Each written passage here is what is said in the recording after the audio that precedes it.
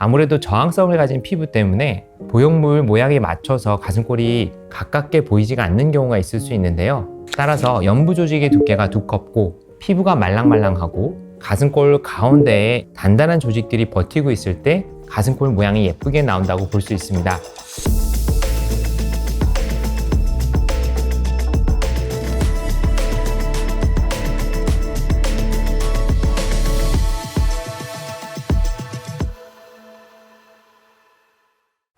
안녕하세요. 조목조목TV 성형외과 전문의 조정목입니다. 이번 시간에는 가슴골에 대한 이야기를 해보려고 합니다. 사실 우리가 이상적으로 생각하는 가슴골 모양은 가운데가 너무 많이 벌어지지 않으면서 자연스럽게 모아지는 가슴골을 상상하시는 경우가 많은데요. 실제로 제가 수술을 할 때 가장 중요하게 생각하는 부분도 어떻게 하면 넓은 가슴골 한계를 극복하면서 수술 후에 예쁜 가슴골 모양이 나오는지에 대한 부분입니다. 우선 가슴골 모양을 만드는데 영향을 주는 요소들은 상당히 많이 있습니다. 그 중에서도 가장 중요한 요소는 흉골이라고 하여서 가슴골 가운데 부분에 안쪽에 있는 뼈 모양에 따른 부분이 가장 크다고 볼 수 있습니다. 우리 흉골은 양쪽에서 안쪽으로 모여지는 갈비뼈들이 모이는 곳입니다. 이 흉골의 모양에 따라서 가슴골이 넓게 보이기도 하고 또 너무 과도하게 좁아 보이는 경우도 있는데요. 우리가 가슴 확대 수술을 하는 것은 연부 조직을 다루는 수술이기 때문에 뼈를 바꿀 수는 없습니다. 따라서 뼈 수술이 아닌 가슴 확대 수술에서는 본인이 원래 가지고 있는 흉골 모양에 따라서 가슴골의 모양도 다르게 나온다고 볼 수 있습니다. 특히 마른 분들께서 가슴 확대 수술을 하는 경우에는 흉골 모양이 훨씬 더 많은 영향을 줄 수밖에 없습니다. 흉골 모양이 어떤지를 볼 수 있는 방법은 거울을 보시면서 직접 만져보시는 건데요. 실질적으로는 윗가슴 부분에 튀어나온 부분이 있고 그 부분은 흉골과 갈비뼈가 만나는 부분이라고 할 수 있습니다. 이 부분이 앞으로 많이 돌출되어 있을수록 보형물은 가슴골 안쪽으로 모이기가 어려워지기 때문에 가슴골이 넓어 보이는 원인이 될 수 있습니다. 만약에 흉골 부분과 갈비뼈 부분이 특별히 도드라지는 부분 없이 편편하다면 가슴골 모양은 자연스럽게 잘 모일 수가 있고, 만약에 반대로 흉골 가운데 부분이 안쪽으로 오목하게 들어가 있다면 자칫 잘못하면 가슴골이 너무 붓는 함유증이 일어날 수도 있는 오목가슴일 가능성도 있습니다. 가슴 확대 수술을 할 때 수술적인 방법으로 영향을 줄 수 있는 방법은 보형물을 어느 층에 넣느냐입니다. 흉골의 모양에 따라서 가슴 안쪽에 있는 대흉근이 붙는 부분이 달라질 수가 있는데요.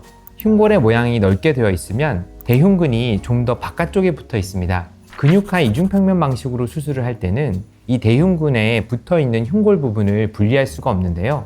따라서 흉골 어느 부분에 근육이 붙어 있느냐에 따라서 보형물이 어디까지 들어갈 수 있는지가 결정된다고 볼 수 있습니다. 저는 예쁜 가슴골을 만들기 위해서 가급적이면 연부 조직이 너무 얇지만 않다면 근막하 방식으로 수술하는 것을 추천드리는데요. 근육의 방해를 받지 않고 근육 위쪽 공간에 내가 원하는 만큼의 공간 안에다가 보형물을 위치시킬 수 있기 때문입니다. 조금 더 수술적인 디테일에 대해서 설명을 드려보겠습니다. 실제로 수술을 할 때 특히 위쪽의 가슴골은 박리를 하기가 매우 까다로운 부분입니다. 윗주름 절개로 가슴 확대 수술을 하게 되면 가슴골의 위쪽 부분은 절개 부분으로부터 가장 먼 곳이 되겠죠. 우리의 흉곽은 편편하지 않기 때문에 위쪽으로 갈수록 아래쪽으로 깊어지기 때문에 실제로 시야가 굉장히 나쁘다고 볼 수 있습니다. 특히 가슴골 근처에는 매우 큰 중요한 혈관들이 올라오고 있기 때문에 자칫 잘못해서 무리하게 박리를 할 경우에 심각한 출혈이 발생할 수 있어서 수술하는 수술자 입장에서는 상당히 주의가 필요한 부분이기도 합니다. 시야가 좁고 멀리 있고 혈관이 손상됐을 경우에 심한 출혈이 발생할 수 있기 때문에 아무래도 조심스럽게 박리를 할 수밖에 없는데요. 따라서 이런 부분들의 박리가 충분히 되어 있지 않으면 위쪽 부분에 조직이 충분히 박리가 되지 않아서 보형물이 바깥쪽이나 아래쪽으로 밀려나와 있게 됩니다. 특히 근육화 이중평면으로 수술되어 있는 재수술을 할 때 보형물 안쪽을 꺼내고 안쪽에 있는 피막의 형성된 위치를 보게 되면 근육이 방해를 주고 있기 때문에 피막이 원래 있어야 할 깊은 곳보다 좀 더 바깥쪽 그리고 아래쪽에 위치한 경우가 많습니다. 이렇게 되면 아무래도 보형물이 아래 가쪽으로 밀리기 때문에 가슴골이 모아지기가 어렵겠죠.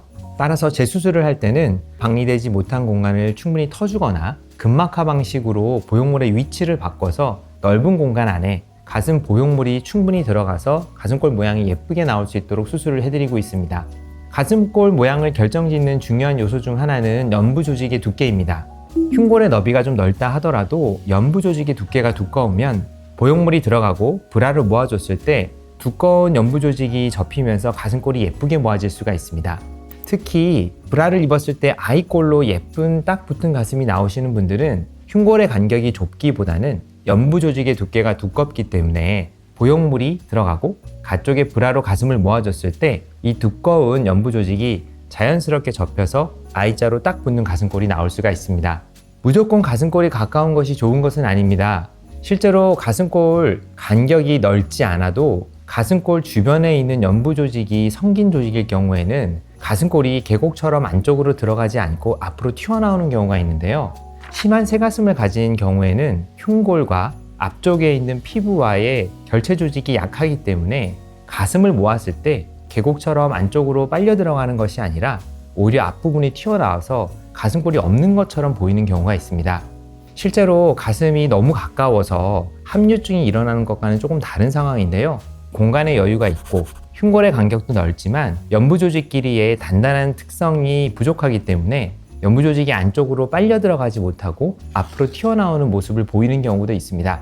이럴 경우에는 사실 성긴 조직을 강화시킬 수 있는 방법은 많지 않기 때문에 어쩔 수 없이 가슴골을 너무 가깝게 위치하지 않도록 보형물을 위치시켜야 되는 한계점이 있을 수는 있습니다. 만약에 피부가 탄성이 높고 단단하다면 가슴골이 예쁘게 모이지 않는 경우가 있을 수 있습니다. 아무래도 저항성을 가진 피부 때문에 보형물 모양에 맞춰서 가슴골이 가깝게 보이지가 않는 경우가 있을 수 있는데요. 따라서 연부 조직의 두께가 두껍고 피부가 말랑말랑하고 가슴골 가운데에 단단한 조직들이 버티고 있을 때 가슴골 모양이 예쁘게 나온다고 볼 수 있습니다. 실제로 최근에 나온 여러 가지 해부학 논문들을 보게 되면 보형물이 들어갈 만한 공간 주변에 보형물이 움직이지 못하게 감싸줄 수 있는 유지인대들이 있다는 여러 가지 연구 결과들이 나오고 있는데요. 실제로 우리 유선 조직을 주변부에서 감싸고 있는 여러 가지 리가먼트들이 있기 때문에 이런 유지인대를 잘 보존하면서 수술하는 것이 중요합니다. 따라서 실질적으로 흉골의 뼈의 넓이가 넓다면 이런 가운데 쪽에 있는 유지인대도 바깥쪽에 위치를 하겠죠. 이 상태에서 무리하게 유지인대를 박리를 해서 보형물을 안쪽까지 위치시키게 되면 예쁜 가슴골보다는 가슴이 너무 붙어 보이는 현상이 있을 수가 있습니다. 그리고 특히 가슴골의 위쪽 부분도 유지인대가 약하지만 존재하고 있는데요. 이 부분도 무리하게 박리를 하게 되면 가슴 보형물이 누웠을 때 너무 쉽게 위로 올라오거나 수술 후에 너무 가슴골이 붙어 보이는 증상이 있을 수도 있습니다. 박리를 너무 적게 했을 때도 보형물이 안쪽으로 들어오지 못해서 예쁜 가슴골을 못 만들지만 너무 박리를 무리하게 했을 때도 문제가 될 수 있습니다. 따라서 제가 상담을 할 때 꼭 말씀을 드리는 부분은 수술 후에 어느 정도 가슴골이 모일지 윗가슴의 모양이 어떻게 될지를 미리 설명드리고 그 부분에 대해서 어디까지 제가 추가적으로 더 개선을 시켜드릴 수 있는지를 설명드리는 편입니다. 가슴골 모양이 내가 I꼴이 될지 Y꼴이 될지 확인할 수 있는 좋은 방법은 거울을 보시고 본인의 가슴을 안쪽으로 위쪽으로 밀어보는 것입니다. 실질적으로 보형물이 들어가게 되면 안쪽에 있는 유선 조직, 지방, 피부가 안쪽 위쪽으로 밀리게 됩니다. 손으로 만약에 거울 앞에서 밀어보시게 되면 찰성이 모두 풀리고 자리를 잡았을 때 내 남은 연부 조직들이 어떤 윤곽을 그리는지를 미리 알 수가 있습니다. 그런 윤곽을 바꾸는 유일한 방법은 수술적인 박리가 아니라 지방이식을 통해서 연부 조직을 두껍게 하는 방법밖에 없는데요. 근육을 두껍게 하는 방법도 없고 유선 조직을 크게 하는 방법도 없고 유일하게 연부 조직의 두께를 바꿀 수 있는, 조절할 수 있는 방법은 지방이식이 유일하기 때문입니다.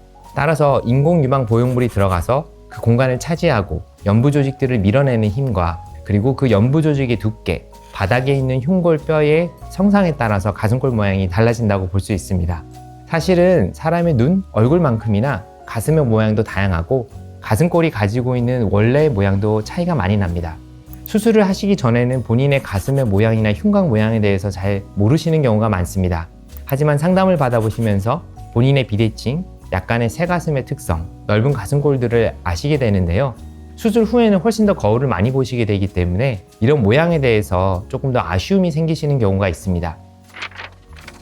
이번 시간에는 가슴 확대 수술을 하고 나서 가슴골 모양이 어떻게 바뀌는지에 대한 세부적인 내용을 설명드려 보았습니다.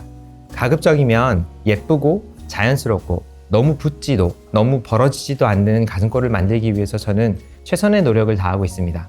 보형물을 잘 선택하고 정확한 위치에 흉골의 구조와 연부 조직에 맞춰서 수술하는 방법을 추천드리고 있는데, 추가적으로 가슴골 모양을 만들어내는 과정에 대해서 궁금하신 사안이 있으면 아래 댓글창에 댓글을 남겨주세요. 제가 하나하나 꼼꼼하게 읽어보고 조목조목 답변을 드리도록 하겠습니다. 지금까지 조목조목TV 조종목이었습니다.